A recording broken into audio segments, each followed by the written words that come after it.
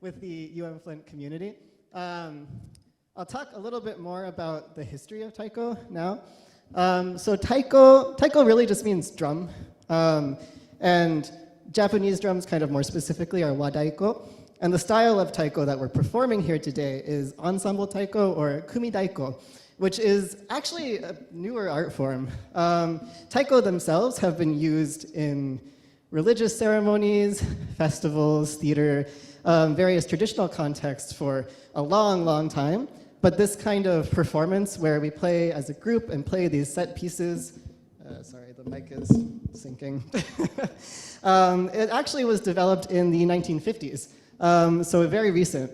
The first group to really perform this way was Osua Daiko, and they were founded actually by a jazz drummer. So taiko has kind of always had this history of cultural exchange as well. And it wasn't long before taiko made its way from Japan to the US, the first groups popping up in like Hawaii, the West Coast, often affiliated with Buddhist temples. And that sort of Japanese-American tradition and the collaboration between American taiko artists and taiko artists in Japan has always been a part of the history of the art form. And so, you know, in that time, hundreds of groups have popped up, of which we are one. And it really is always evolving in response to what these groups bring. So as I was kind of alluding to earlier, kind of a goal with Sazanami is to bring together kind of our unique, you know, musical ideas and styles and create something kind of new in combination with what we learn from others. And the piece that we just played for you, which is called Seiryu, was actually written by Hanakyo, which is a group in Kyoto, and was shared with us by a member who's currently in Japan studying. And so I think is a great example of that kind of exchange and the way that taiko songs are shared between groups and the way that every group can kind of bring its own unique angle to taiko. And so I'll talk also a little bit about the Great Lakes Taiko Center, which we're affiliated with here. So the Great Lakes Taiko Center was founded by Brian Soul and Mayumi Soul, and both of them trained with Asano Taiko, which, as Eileen was saying, is where many of our drums come from. And within that, we also have a member who was affiliated with Asano, now at DIA Plus in Japan, named Yamada Mizue, who wrote many of our songs, and was also the person who wrote the next song that we're going to play for you, which is called Yume Mizuki. Yume Mizuki refers to the third lunar month on the calendar, so kind of roughly March. But she wrote it to be sort of a fun, almost like a party song, about sharing the joy of playing taiko and sharing taiko with others. And so that's the spirit that we'd like to bring to you as we go into this next piece. Thank you.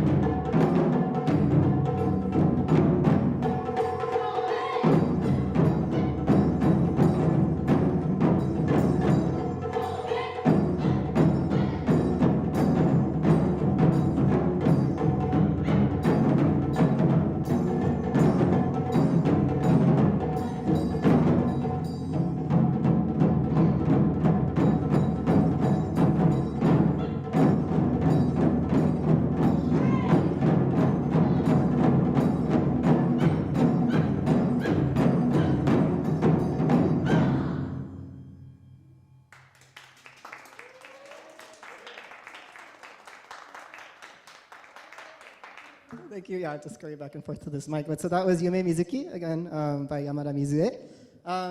One thing I just want to point out, because I just thought of it, but you'll notice that we did a lot of shouting during that one. And voice is also a really important part of taiko. How you express yourself while playing, how you give energy to other players, how you share energy between yourself and the audience. So it's not just drums or even just instruments, but also voice, body. A lot of different things go into this art form. The next song that we'll be playing is one that was actually written by Brian Soule, so again, one of the founders of the Great Lakes Taiko Center, featuring our kind of smallest drums that we have here, which are called the Shime Taiko. This piece, Haru, Haru means spring, and so it was written to sort of express spring. For example, little raindrops, for example, is something you might think of as you hear the patter of the drums. And often taiko, like poetry as well in Japan, is used to express nature concepts. And inspiration taken from nature is a common part of taiko pieces. So while we are kind of in the middle of winter, I hope this piece can bring a little bit of spring to everyone here today.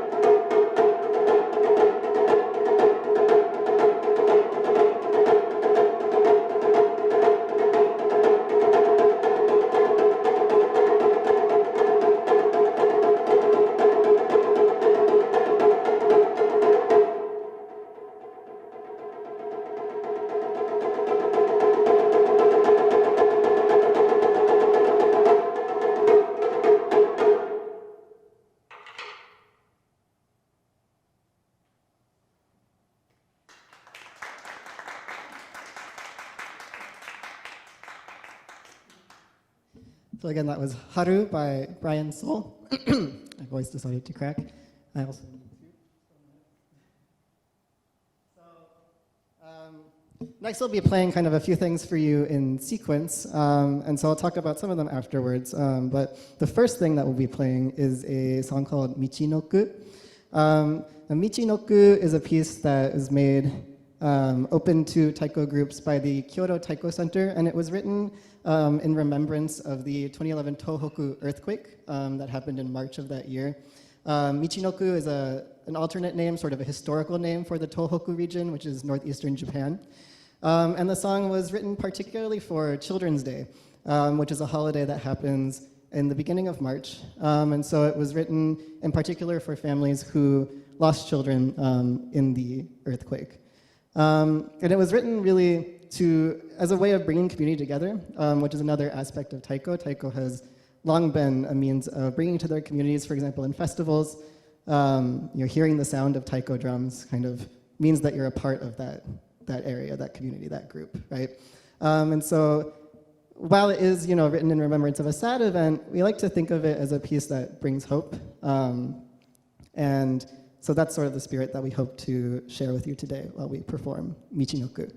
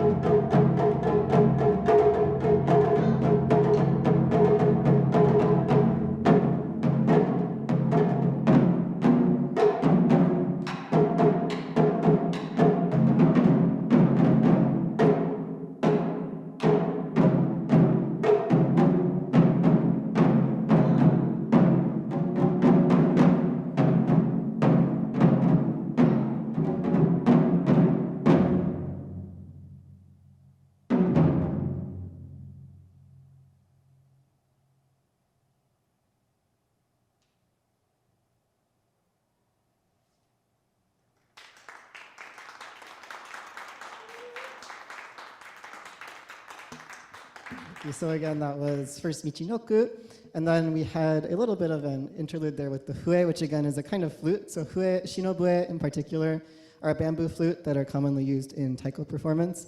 There are other traditional flutes in Japanese music, such as shakuhachi, which sometimes groups do play, but it's a little less common. The shinobue is nice because they're very high-pitched usually, and you can hear them over the drums easily in, for example, a festival context. It also featured a little bit of light improvisation, which we don't have so much of in this performance, but actually improv is a very common part of taiko performance as well. A lot of groups have songs with sort of solo sections written into them. There are even now competitions for soloing in taiko. So the last thing that we just got done playing, you might have noticed, is a little bit of a different style from the other things we were playing, with sort of more body movement, different kind of body movement. And that is a piece that was written by Kaori Asano, so another person from Asano Taiko. And her style of playing is very unique. Actually, I think she'll be in Michigan. Isn't that right, Eileen? Kaori will be. Yeah, she'll be touring the Midwest. So if you want to see some kind of very different taiko, I totally encourage you to look out for Kaori Asano. But this piece, she shared with the taiko community through Kadon, which is an organization that, for example, has web resources for taiko repertoire, how to play taiko, various things that it's made available to the taiko community. And more resources like that are popping up to help support taiko arts in the US and Japan as sort of this art form continues to grow, which is great. And so last but not least, we'll be playing what's sort of a signature song for the Taiko Center. We often use it to end performances across sort of the various groups. It's for people who take classes with the center, one of the first things that people often learn. They learn at least part of this song. And so the name of the song is Mushi Okuri, which kind of literally means to send away bugs, like insects. And it's a song for harvest time to encourage a good harvest. So it was traditionally played during festivals. And this version in particular comes from the Kaga region of Japan and has been adapted for performance.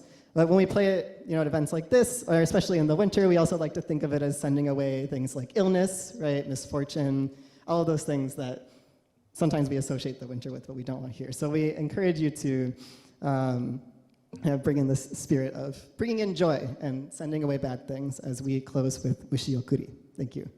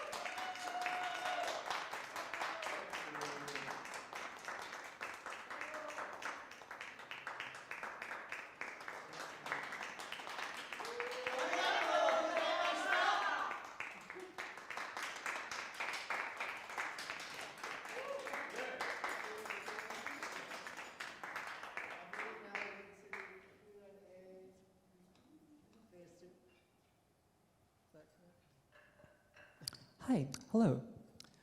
So I would like to thank you all for joining us for today's performance. We will now enter a Q&A session. We will be reading out audience questions that are coming in via Zoom, and I will also be running around this venue with a handheld mic for any in-person audience members who would like to ask our performers any questions. Thank you. I guess before we start, I can read out a couple of comments that are coming through on Zoom. Sade Wilson would like to say, I just wanted to say that this event has been beautiful. Thank you so much for sharing this amazing art with us. We also have a comment from Cindy Stammer. Thank you for making the performance available on Zoom. This was wonderful. Well, thank you, and I'm glad that you enjoyed it. Thank you so much, both of you, yeah.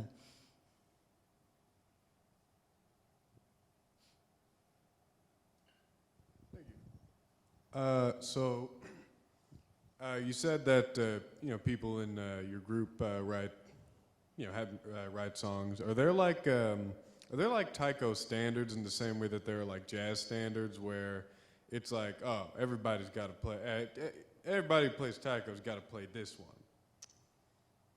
one? I would say, in a sense, no, and in a sense, yes. It's changed as people have started making more songs open source, and so there's been, I wouldn't say really a push, but it's become more common for there to be like some songs that maybe not every group knows, but a lot of group knows. One example is Omiyage by Shoji Kameda. He was, I don't want to say the first, but he helped push that open sourcing of taiko songs forward with that piece in particular. And it's become, yeah, so before things were a little more protected and maybe groups had their repertoire that they played and protected, and it's gotten more and more common for people to share.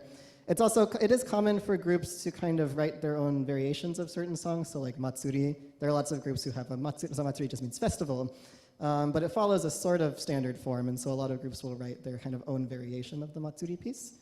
So that's a standard in a sense, I would say as well.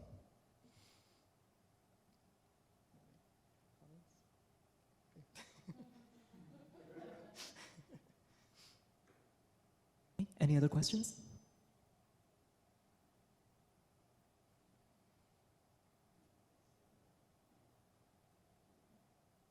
How did it start? How did what start?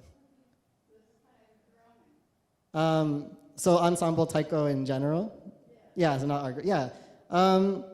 So it's credited to, actually I have the name in my notes because I always forget.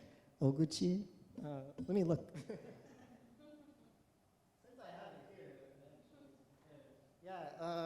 Oguchi Daihachi is kind of credited with starting Ensemble Taiko in 1951, specifically. And I think I mentioned before, his group Osua Daiko is kind of considered to be the first Ensemble Taiko group. It was his interest to kind of, as a jazz musician, at least that's my understanding, but as a person trained in sort of jazz, to bring that sort of group performance to Japanese traditional music. And so it's sort of like, what if we started doing it with taiko drums? And so that group started doing ensemble playing, and then it got picked up by more and more people.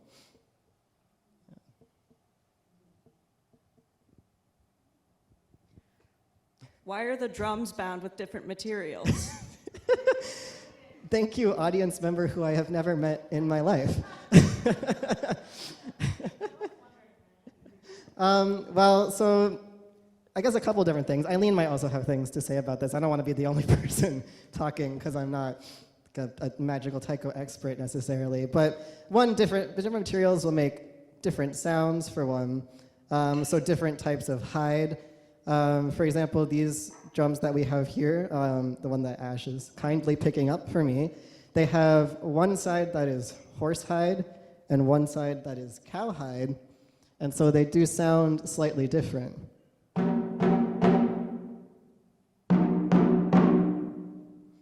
Do you know which side is which, Ash? Horse. Cow. Yeah.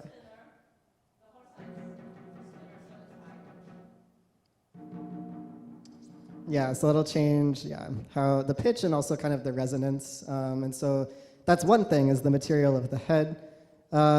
There's different materials that you can use for the body as well, which affects sound, but also price point, as you might imagine. So there are drums, the traditional method of making a drum is that you carve it out of a whole piece of wood, and so you'll see just the nice wood grain right around the side. But you also see nowadays taiko that are constructed in sort of a barrel construction, right, with strips of wood that are then attached together. And those ones will be a little bit less expensive. They're also kind of easier to make. A lot of groups in North America make their drums that way. You'll also see that we have, on these smaller drums, they've got these bolts, right, these metal bolts around the sides, whereas these guys, the one that, for example, Ash is wearing, have rope. And so one thing is, like with the drums that we carry, rope is a lot lighter than bolts, so you wouldn't want to use a bolt on those. But part of it, the bolt construction is easier to tighten on the fly, that's one thing, even though it is heavier. Whereas the rope construction is actually, that's the more traditional one, it's a little bit cheaper than the bolt construction. But it's kind of just a preference thing, I would say. I don't know if people feel differently. the nodules, the biol. Eileen, you can use the mic. Those cowhides are tacked on with tacks called bio, and we do not tune those. They tune themselves, depending on the humidity. But yeah, that's just a contrast in drum style and what you can do with it and what sounds come out of them. Also kind of an interesting note about the oke, so that's what Ash is carrying. Those are katsugi oke or okero daiko. Those were introduced, I believe, a little bit more recently than some of the other drum types. Actually, you might notice that they're similar if you know about Korean drums. They're very similar to a certain style of Korean drum, and that was kind of the inspiration, actually, for making taiko like this. So another example of how it's sort of this shared art form that's still evolving and borrowing ideas from other places.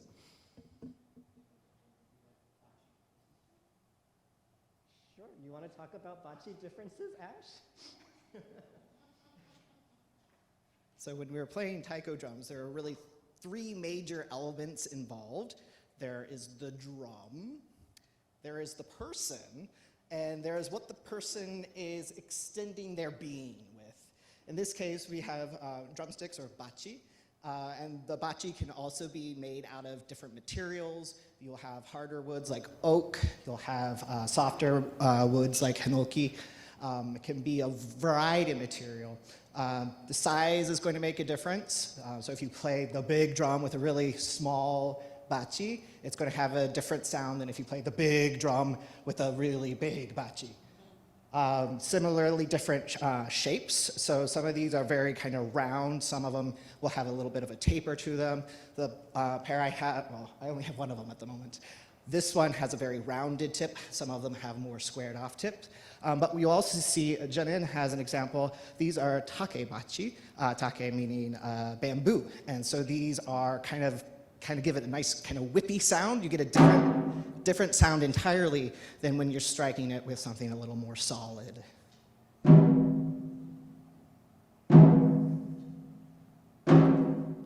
And so you can get some cool slappy sounds. The last piece we played, the mushiokuri, sometimes we'll use the takebachi on the big drum, and that's a really interesting sound to kind of change the scape of the sound that you're working with.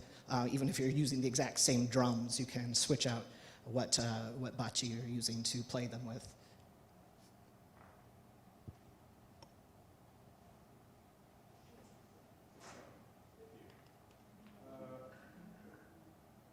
Do those drums have like the same sort of, like, you know, you play a snare drum, it's got a bounce that lets you really roll it. Can you, does it give you like this same sort of bounce where you can really roll it? If that makes sense? Yeah, it absolutely does. So they do. So the shime in particular, the smaller drums, the tighter you tune it, the more or less of a bounce you're going to get from those.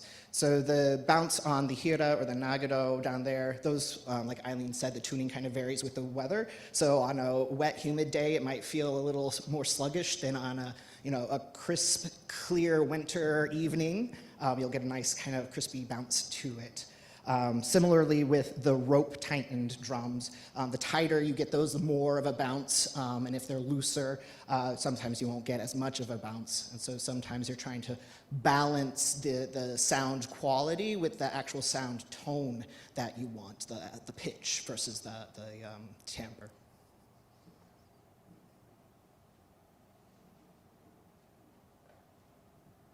Okay, we have a question coming in via Zoom from Blue Lembo. Hello, Blue. Thank you for tuning in. I love how playful this performance was. It looks like so much fun. Thank you for sharing your information and your art. Is there a website we can go to see any more of your performances or news about places you'll be performing in the future? Matthew, would you like to answer that? Yes, thank you, Blue, for your comment. We do have a website, kind of encompassing the Great Lakes Taiko Center activities, so the various groups there, and also classes and other events, and it is michigantaiko.net. MichiganTaiko.net. Go there for all your Michigan Taiko needs.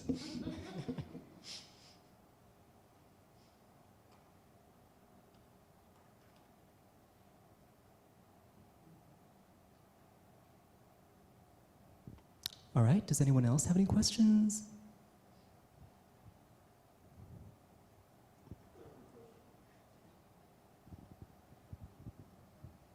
So just a quick question. How big exactly is the taiko scene in Michigan?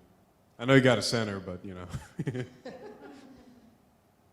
I don't know, Eileen might also have things to say about this. Like we support a few different performing groups. Really, we have a number at this point. So there's us, Sazanami. There's some overlap between them. There's Sazanami, there's Ryan Taiko, which Eileen and Ash are in. There's Godaiko Drummers, which me and Janin have been in, although I'm kind of taking a break to advise them right now only. Tanoshi Taikotai, which is another like sort of more recent group that has come about from a lot of our members who are in Novi. And kind of affiliated with the center to degrees, Sakura as well, Sakura Japanese Instrumental Group, which I play, and that's the one we use like koto and other traditional instruments as well. And then we have classes in Ann Arbor and the Novi area. Do you have an idea of how many people are coming these days? Yeah, use them. Total, the Great Lakes Taiko Center community is about 40 members. And thank you for the question about like how big is Taiko in Michigan. We are part of like the first Taiko happening in Michigan, but also like the Midwest is, you can imagine if Taiko in North America and United States in particular started on the West Coast in California and in the Northwest, and also on the East Coast. So those are areas or regions where Taiko in North America kind of blossomed from the 60s, 70s till now. But the Midwest, we have lots going on and lots growing too, and so we're happy and proud to be part of that, and you are part of that too, in terms of sharing Japanese taiko drumming as it happens, the way we receive it, the way we teach and learn it from our mentors from Japan, but also from all around the world, people who have learned into this art form, and also taking it and making it their own. You may, just as you heard about us, you may hear more and more about taiko in the coming years. And we're really excited. For example, in 2025, there will be a North American Taiko conference in the Midwest region, and it might be based, for example, in the Twin Cities in Minnesota, but it'll be part of this network that we're part of also in the Great Lakes region of bringing taiko into our communities. So yes, I want to mention, thank you, there is a group in Kalamazoo that has been going on maybe as long as we have Michigan Hiryu Daiko. Currently, directed by Carolyn Coble, who is an artist in many forms, including Taiko. Also kind of nearby that we're connected to is our groups, smaller groups in Ohio and Indiana, including Kaze no Daichi and Bowling Green, for example. Highlight a little more Midwest Taiko while I'm thinking about it. We did a big collaboration with Fort Wayne Taiko recently, actually, that was organized by Kadon, which is the group that I kind of mentioned before that has online resources and things. So that's a good example, actually, of your earlier question about sort of standards, where we were playing repertoire that was available through Kadon that any group can learn. And I know they're hoping to make more shows like that happen in the future. I used to play with U Chicago Taiko. I was the president of U Chicago Taiko. And then stayed there for a couple of years. Eileen was in Mudaiko. Was that Minnesota? Yeah. And then, oh gosh, I'm blanking on Olga's group. What was hers? Yeah, Mountain River Taiko, which was also in Massachusetts. Okay, so that's not quite Midwest, but not quite, not at all. But yeah, so there's kind of a number of groups in the Midwest. We also have collaborated in the past with Hoetz Taiko in Chicago. And I know we're trying to make like more Midwest collaboration happen so that we can spread more Taiko in this area. So I'm looking forward to that.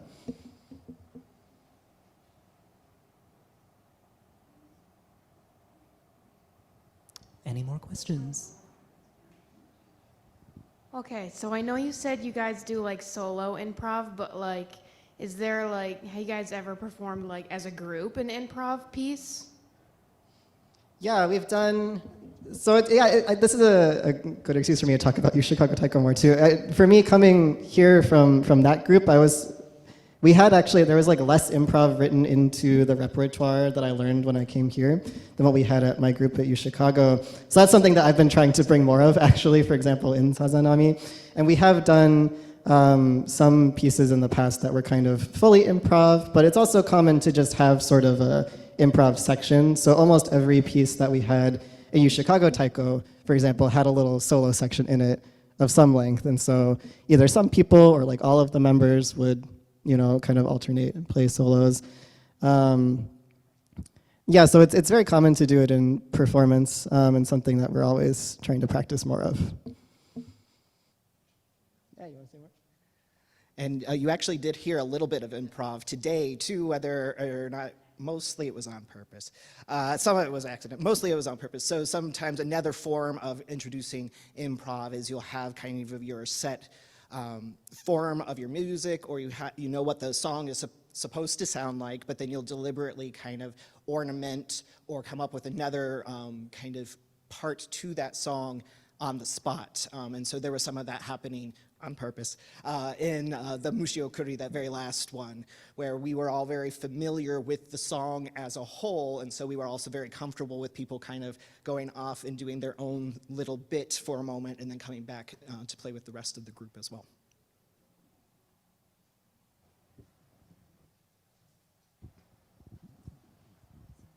Can you tell a little bit more about the difference between the Taiko ensemble versus like just the traditional uses of the drum and how that came about? Yeah, I will say this isn't something I have a ton of knowledge on, but I can tell you, so it's not, one thing is that it's not super clear like exactly when Taiko started being used in Japan, but for centuries at least. And that came by way of Korea via China, so Korea borrowed Chinese-style drums, and then Japan borrowed it from Korea. And so they would be used during like Buddhist and Shinto ceremonies, just kind of an underlying beat, for example, along with other traditional instruments. Also in theater, so for example, no theater and other like gagaku, so like court music, you would often have a drum beat with some kind of taiko, although those taiko do look a little bit different from what we use in ensemble performances today. Another common use of taiko is, of course, like festivals, like community festivals, for example, in the summer or like during the harvest. And there are some kind of more formalized pieces that have come about for that, but also just having drums as a way of calling the community sort of to the festival, right, and bringing people together is another way that I know they were used.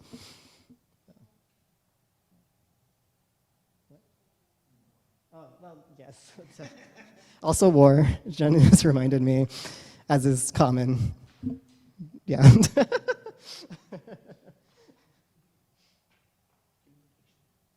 Communication, yeah.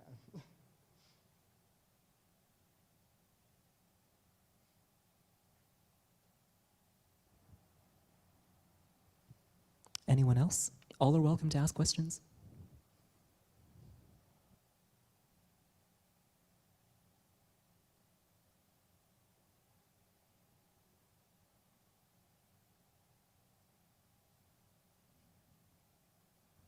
I mean, Kelly, Robert, Shannon, even you are welcome to ask questions if you have anything that you want to say. Let's just make this an open forum. Come on, discuss.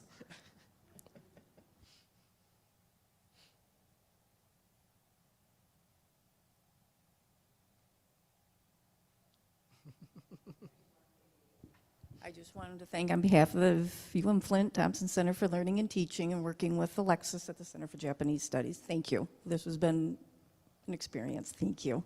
Very proud to have witnessed it. Thank you so much for inviting us. We had a great time.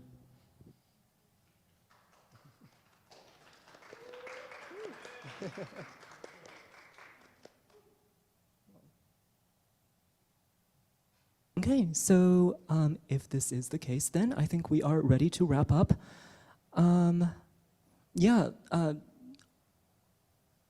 On behalf of CJS, thank you so much for accepting our invitation. Thank you for coming. I believe we all had a great time. And to those who are joining us on Zoom and here in the room with us in the in-person audience, thank you so much for coming. Thank you for tuning in. We hope to do many more of these kinds of events in the future. This has actually been the International Institute, which is a subsidiary of the College of LSA on the Ann Arbor campus. This is our first time collaborating with the Flint campus to bring you guys an event like this, something that we have talked about for years, and we are so glad that we have finally been able to accomplish this. And we hope that this kicks off a series of many, many more collaborations like this in the future. Thank you for all who helped make this happen.